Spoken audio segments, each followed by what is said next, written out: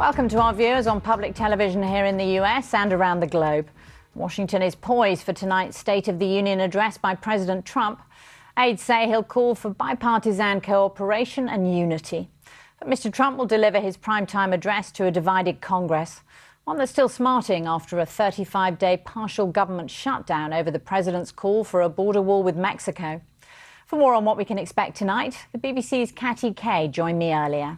White House aides say that this address is going to be all about comity, but given just how divided the two sides are, can anything really be achieved, do you think? Look, I think what the president wants to do tonight is to reach out to voters in the middle with some sense of unity and bipartisanship. We'll hear that tone. It's being written into his speech at the moment.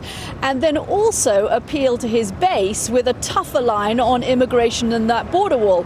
President Trump knows that he's not going to get a television audience this big again until the 2020 re-election campaign is well underway. And so he's got that political timetable in mind. Now, juggling those two things is going to be tricky in terms of tone, and we all know, Laura, that what is said in a speech tonight on Capitol Hill can very quickly be overturned with just one tweet tomorrow morning.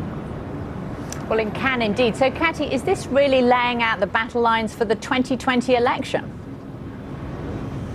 Yeah, I think it is. Look, there are areas where the president and the Republicans and the Democrats do agree. They could do a big deal on infrastructure, and I suspect we'll hear the president reach out to Democrats on an issue like that. The trouble is there is so little trust on the Democratic side of this president that are they willing to give him some kind of a deal that he can then take home and say, you see, look, I've managed to achieve something.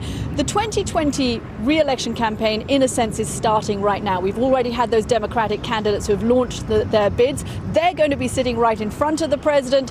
Tonight is his big audience also to talk about what he's achieved and what he can still achieve.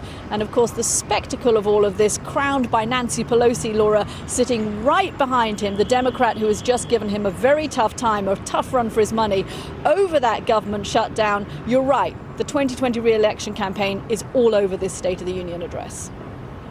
And Catty, what will you be watching for when you see Nancy Pelosi there, the symbol of divided government, watching over the president?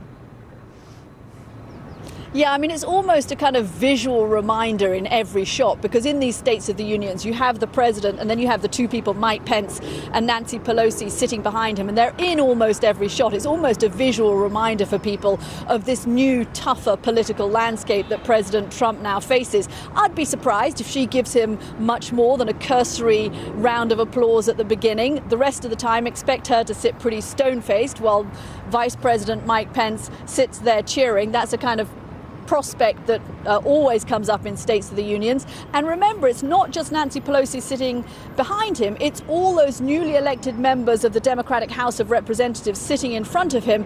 This is a very different State of the Union audience in that chamber than it was for him a year ago.